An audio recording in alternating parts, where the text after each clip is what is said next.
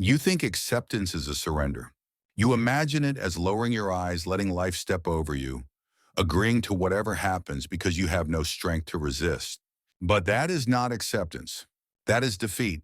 Acceptance is something harder and cleaner. It is the moment the mind stops arguing with reality, not because it likes reality, but because it finally sees the cost of refusing it. Resistance is not strength. It is friction. It is the grinding of your inner life against what is already the case.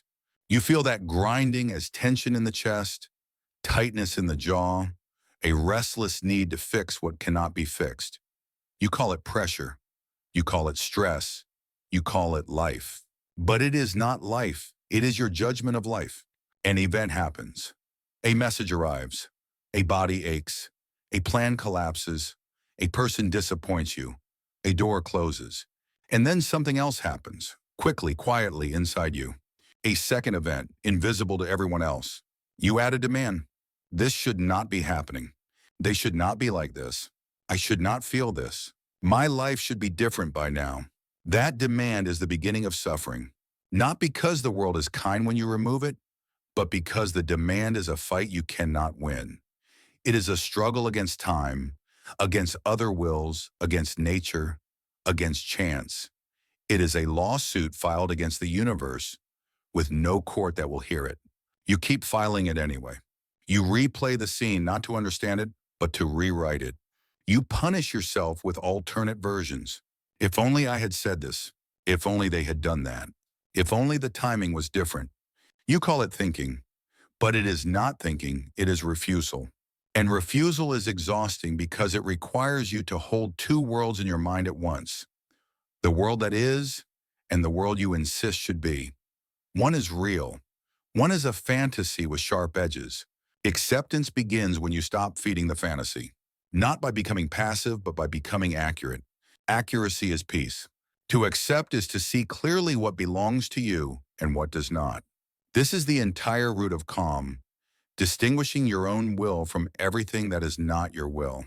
Your judgments are yours. Your choices are yours. Your intentions are yours. Your effort is yours. Your attention is yours. But outcomes are not yours. Other people's decisions are not yours. The past is not yours. Your body's changing is not yours in the way you wish it were. Reputation is not yours. Chance is not yours. Time is not yours. The weather does not consult you. The economy does not ask permission. Other minds do not wait for your approval. You suffer most when you treat these externals as if they were property you can own. You cling to them.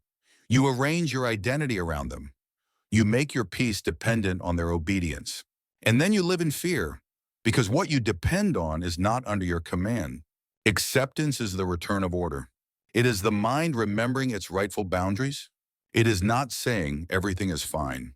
It is saying this is what is happening. There is a difference and your life depends on it.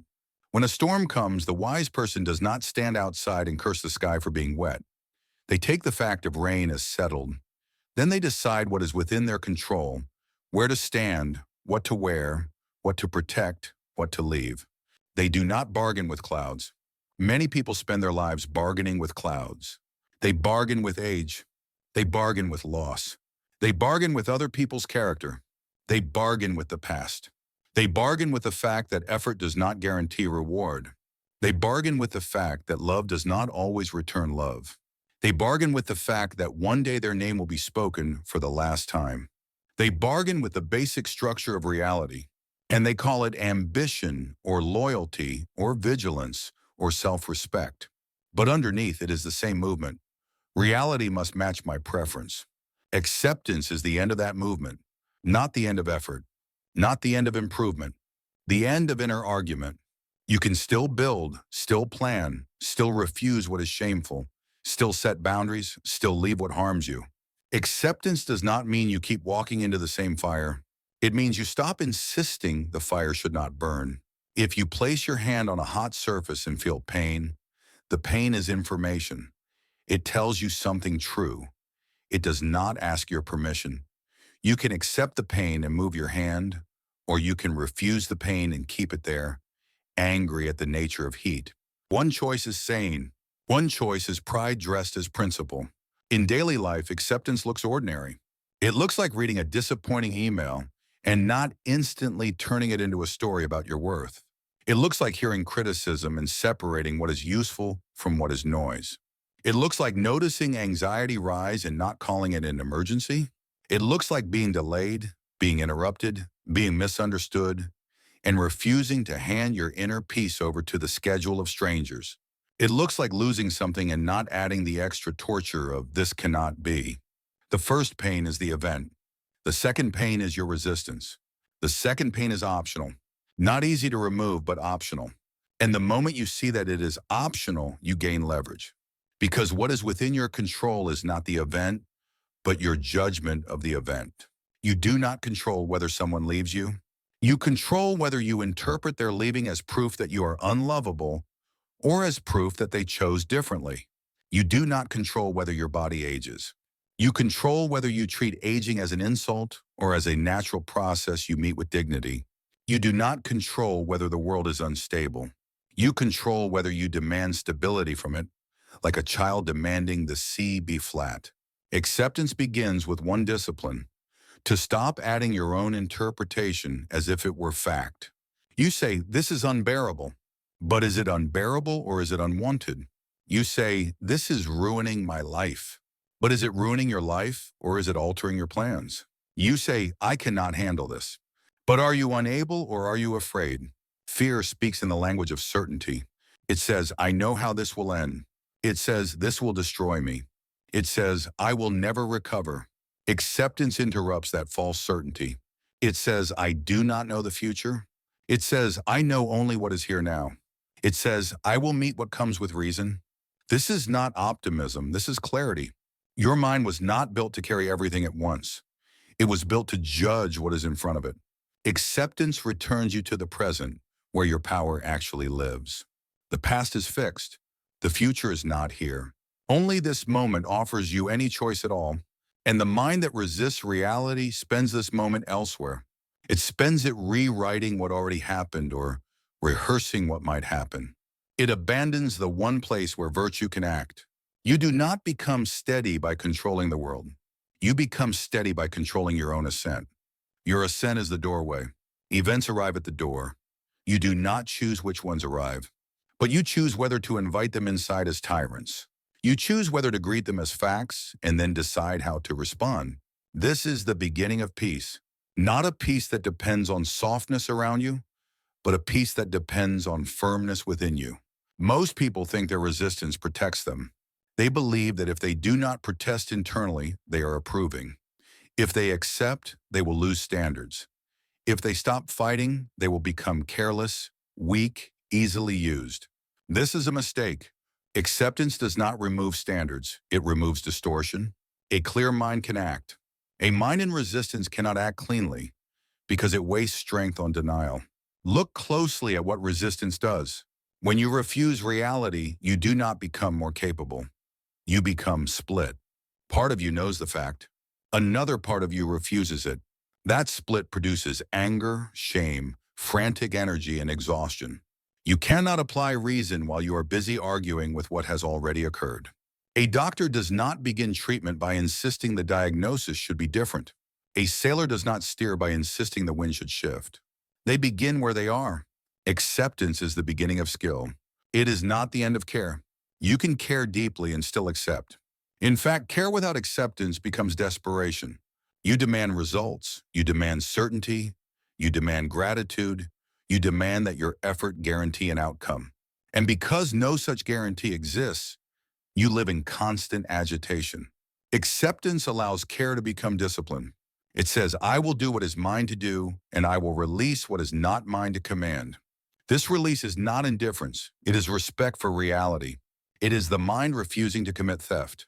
Because when you try to own what is not yours, you are trying to steal authority from the world itself. You cannot, so you suffer. Consider how often your mind says, "It shouldn't be this way." That phrase feels natural. It feels like moral intelligence. But most of the time, it is not about moral wrong. It is about preference. It shouldn't rain on my day off. It shouldn't take this long. They shouldn't behave like that. I shouldn't have to deal with this. This is the language of entitlement disguised as frustration. Not entitlement in the shallow sense of arrogance, but in the deeper sense of assuming the world owes you ease. The world does not owe you ease. It owes you nothing. And this is not harsh, it is liberating. Because if the world owes you nothing, then you can stop waiting for payment. You can stop feeling cheated by reality. You can stop taking inconvenience as an insult.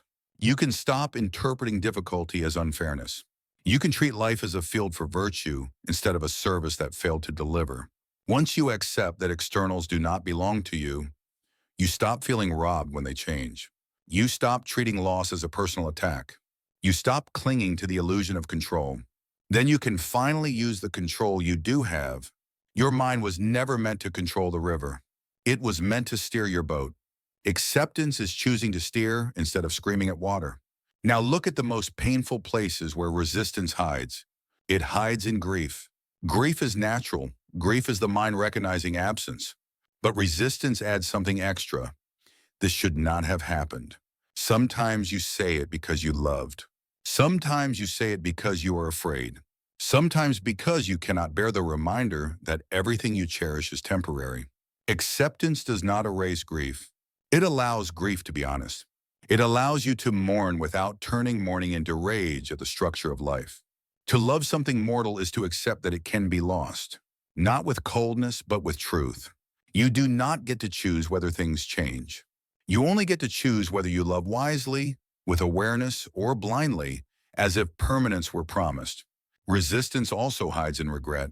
Regret often disguises itself as responsibility. It says, if I keep punishing myself, I am being accountable. But endless self-punishment is not accountability, it is vanity. It is the belief that your past self should have been perfect.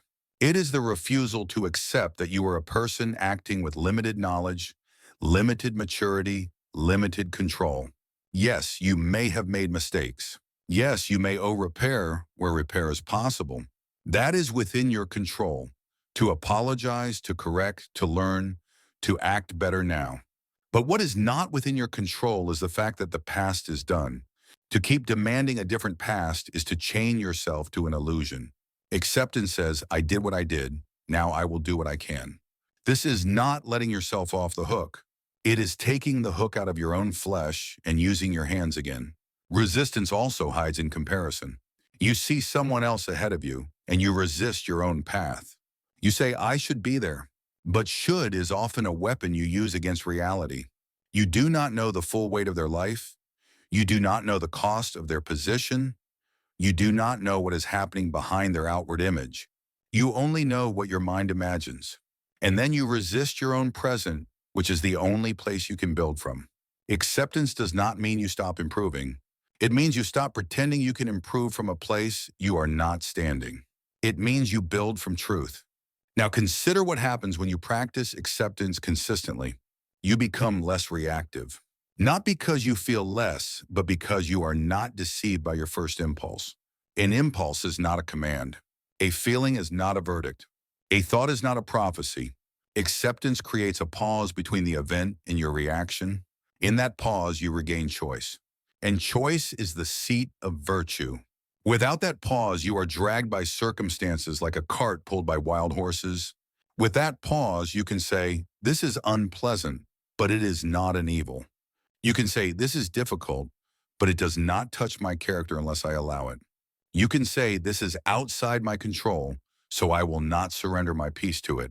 This is the real strength people admire, though they rarely understand it. They think the calm person has an easy life. Often the calm person simply stopped arguing with what is not theirs to command. They stopped giving their inner life away. They learned to accept the boundary between their will and the world. And at that boundary, they found freedom. Acceptance is not a single decision. It is a practice of perception. It is the discipline of naming things correctly. When you name something incorrectly, you suffer for the name.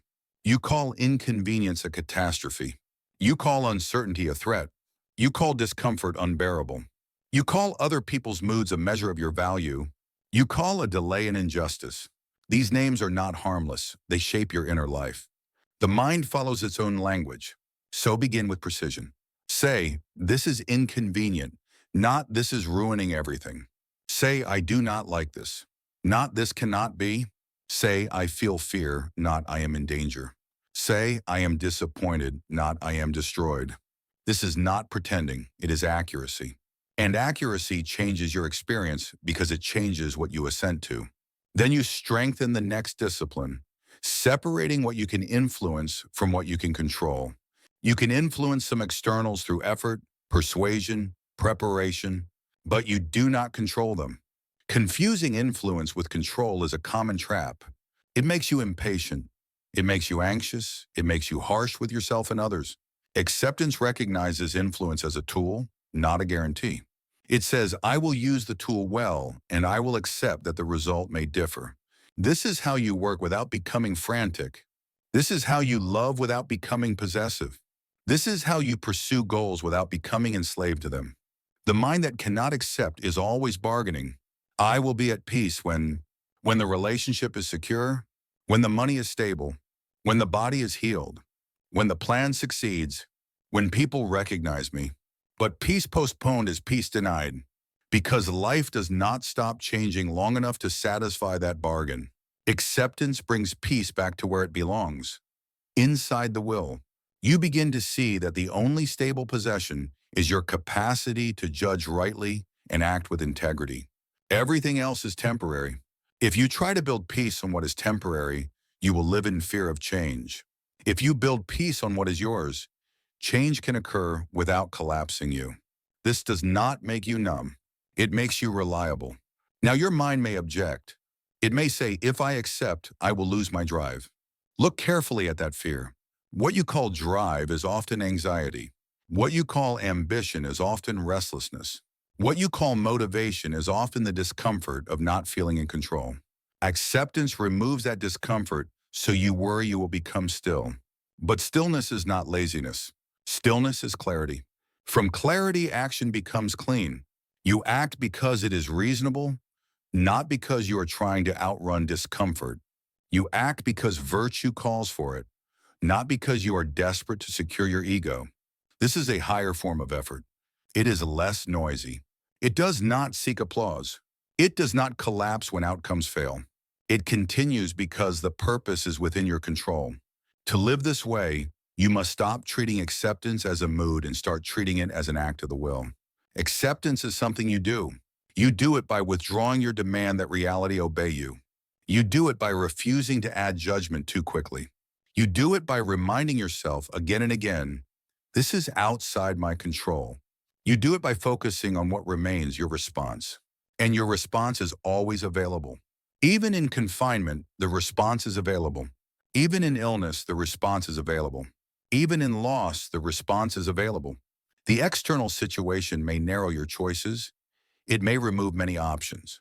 But it cannot remove your capacity to meet the moment with reason unless you abandon that capacity. That is the core of dignity. Now bring this down into the small moments where life is actually lived.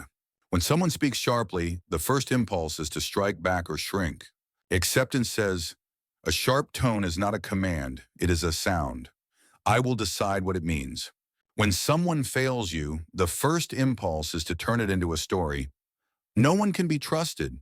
Acceptance says, a person acted according to their nature. I will adjust my expectations and choose my next step. When you make a mistake, the first impulse is to label yourself. Acceptance says, I made an error. I will correct it if possible. I will learn. I will not add self-hatred as if it were wisdom. When you feel anxiety, the first impulse is to obey it. Acceptance says anxiety is a sensation and a thought stream. It is not an oracle. I can carry it without surrendering to it. You will notice what is happening. Acceptance keeps turning you back to the same question. What is within your control? Not the tone, not the weather, not the other person's character, not the past. Only your judgment, your intention, your action. You can always return here. This return is the practice. This return is the training of the mind. And at first it will feel unnatural because you have practiced resistance for years. You have practiced demanding. You have practiced complaining internally. You have practiced turning every inconvenience into a personal issue. The mind becomes skilled at what it repeats. So do not be surprised if resistance appears quickly. Do not insult yourself for it. Simply notice it. Notice the added thought, this shouldn't be, and then remove it. Not with anger, with calm authority. Say, it is. Then ask, what now is mine to do? This is acceptance in motion. This is peace being built in real time. Not by making the world softer, but by making your mind stronger and more precise. Over time, you will feel a different kind of freedom. You will stop waiting for permission to be calm. You will stop needing everything to align. You will stop giving your inner life as a hostage to outcomes. You will still prefer certain outcomes. You will still work for them, but you will not worship them. And because you do not worship them, you will not be destroyed when they fail to appear. This is the quiet power of acceptance. It does not remove pain. It removes the unnecessary war with pain. It does not guarantee happiness. It guarantees sanity. And sanity is the foundation of any good life. So when you face the next disruption, do not ask, how do I make this go away? First ask, what am I refusing to accept? Because peace begins when resistance ends, not when life becomes agreeable. When your mind becomes orderly, when you stop demanding that reality be different before you allow yourself to be steady, when you hold only what belongs to you, your judgment, your choices, your character, and you release what never did. Peace comes from holding only what belongs to you and releasing what never did.